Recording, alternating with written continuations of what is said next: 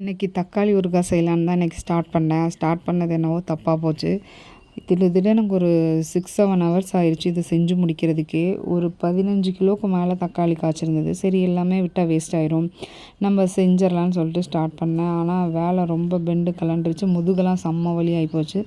சரி டேஸ்ட்டாக சாப்பிட்ணுன்னா கொஞ்சம் கஷ்டப்பட்டு தான் ஆகணுமேன்னு சொல்லிட்டு நானும் விடாமல் எல்லாத்தையும் கட் பண்ணி செய்ய ஆரம்பிச்சிட்டேன். இவ்வளோத்தையும் என்னாலையும் சாப்பிட முடியாது. சரி செஞ்சு வச்சுட்டு அதுக்கப்புறம் வீட்டுக்கு யாராவது வந்தாலோ இல்லை ஃப்ரெண்ட்ஸ்க்கோ நான் கொஞ்சம் கொடுத்துருவேன்.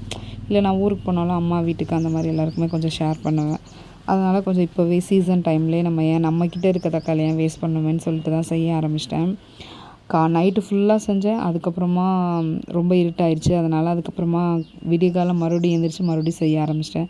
வெந்தயம், கடுகு, காஞ்ச மிளகாய் எல்லாமே வறுத்து போட்டு தான் செஞ்சேன். பூண்டு எல்லாமே போட்டு. நான் எப்போயுமே மிளகா பொடி யூஸ் பண்ண மாட்டேன். அது என்னவோ எனக்கு அந்தளவுக்கு பிடிக்காது. வறுத்து போட்டால் தான் அது ஒரு டேஸ்ட்டாக இருக்கும். நீங்களும் இதே மாதிரி செஞ்சு பாருங்கள். பாய்.